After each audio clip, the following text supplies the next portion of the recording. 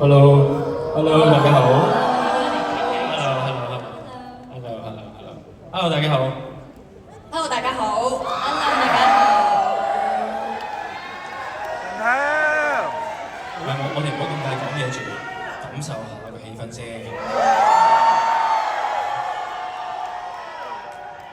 陳豪，如果大家有聽我哋個廣播劇啦，就知道我哋係用幾個嘅朱古力係啦去代表一啲嘢，因為我哋個之前個 press con 都有講，我哋自己揀咩唔同嘅朱古力啦。咁喺我哋手上咧就有4種唔同嘅朱古力。咁不如我哋先自己揀咗代表自己嘅朱古力，然後咧我哋又落去揀一位觀眾送俾佢哋啦。咁但係同埋咧揀嗰個朱古力咧係有代表唔同嘅性格嘅。咁我哋不如我哋各人揀咗先啦，好嘛？邊個莎莎你先啦，好嘛？我揀呢個白朱古力啦，係我揀白朱古力。我等我送嗰個白朱古力俾你先，一陣間阿莎就會落嚟送俾大家。係有晒4個人嘅。跟住Gigi，你揀咩？我揀純黑朱古力。純黑朱古力。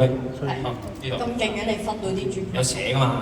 係有寫嘅大佬，我都想聽佢咧。我揀果仁朱古力啦。果仁朱古力。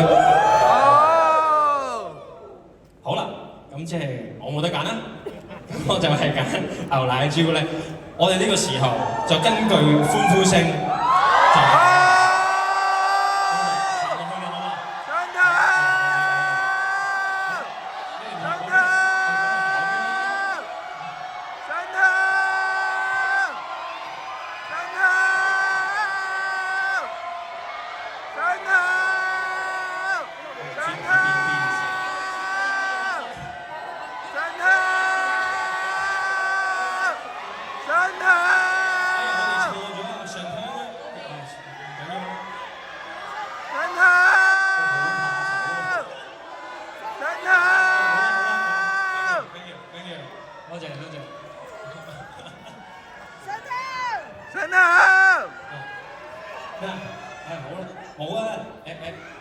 我都想派多啲啊，但係得一個就係每人，係啊。好啦，咁我哋咧就派咗朱古力啦，咁我哋不如就逐個輕輕簡單講下嗰個朱古力代表啲咩啊？莎莎你先啦。定係俾 Gigi 先啊？哦，Gigi 先咯，Gigi 先咯。好。咁其實有冇邊個係中意食純黑朱古力㗎呢度？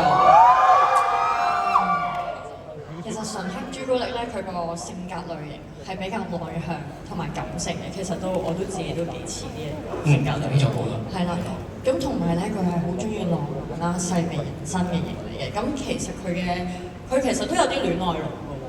咁佢就亦都好中意自己啦，亦都好喜歡獨處嘅。咁可以喺平凡裏邊揾到一個美好咁樣。咁佢其實有少少外冷內熱㗎嗰個性格。喂，我諗到啊！我唔好意思啊，導演，我要轉，因為咧其實大家都睇到嘅。不過咧，我覺得咧，你覺得你自己，我哋講下你自己同你揀咗個朱古力似唔似啊？我覺得咁樣好似有趣啲啊，係。對唔住啊，導演，我一陣又俾人鬧㗎。其實我覺得幾似嘅，特別係我覺得感性嗰方面咯。但係我唔想係獨自浪漫咯，我想同人深夜浪漫。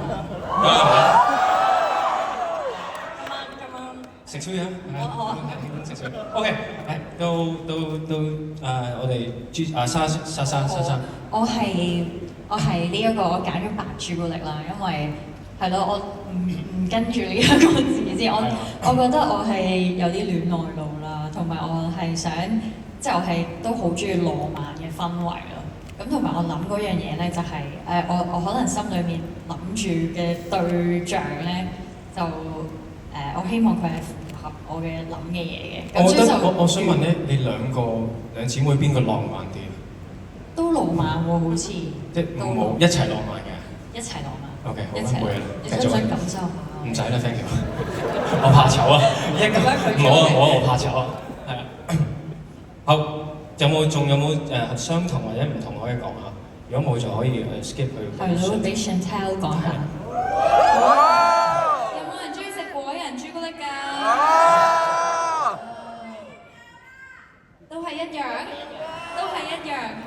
咁其實咧，果仁朱古力佢就個性，即係代表個性格就係比較內向啦、理性啲啦，同埋佢會思考得比較多嘅，都似我個人嘅。因為其實我都會諗好多嘢嘅一個人嚟嘅，咁就會諗清楚先至行動咯。咁但係有時就會錯失咗戀愛嘅機會咯。佢係咁樣寫嘅。但係你有冇啊？有冇錯失戀愛機會？我冇，會我好好扮驚我好驚我問錯嘢。到你啦，到你。到我啦，到你啦哦你哋有咩想問啊？我係焗住要揀牛奶朱古力嘅，係，但係其實我就唔係好食朱古力嘅，係啊，不過唔緊要，我睇下有咩戀愛大過天，點解全部都係浪漫嘅？朱古力唔一定浪漫噶嘛，係咪啊？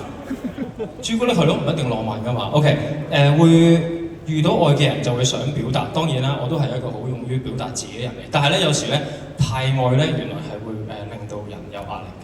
咁我想問你近排有冇遇到你想愛嘅人？聽唔到？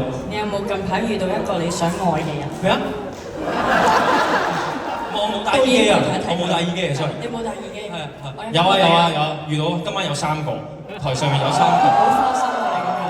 你咁樣。咁梗係啦，呢度啊唔止，台上面有3個，台下觀眾有好多個，係啊，仲有咁多位今日呢個 show 嘅台前幕後嘅所有人都係今日非常之值得愛惜嘅，係因為就有冇呢個 show 噶啦，咁樣係咪要圈啊導演 ？sorry 啊係啦，咁啊好呢個時候係要做啲咩啊？跟住就交個台俾你哋繼續唱歌啦。唔係同埋咧，我哋頭先個朱古力咧，我唔記得提啊，係有我哋嘅簽名㗎，係啊，大家可以留意，因為頭先比較混亂。咁但係就係啦，希望你哋 enjoy 呢一個朱古力，亦都跟住我哋 enjoy 以後落嚟嘅 show。咁我哋翻入去休息下先，轉頭再見。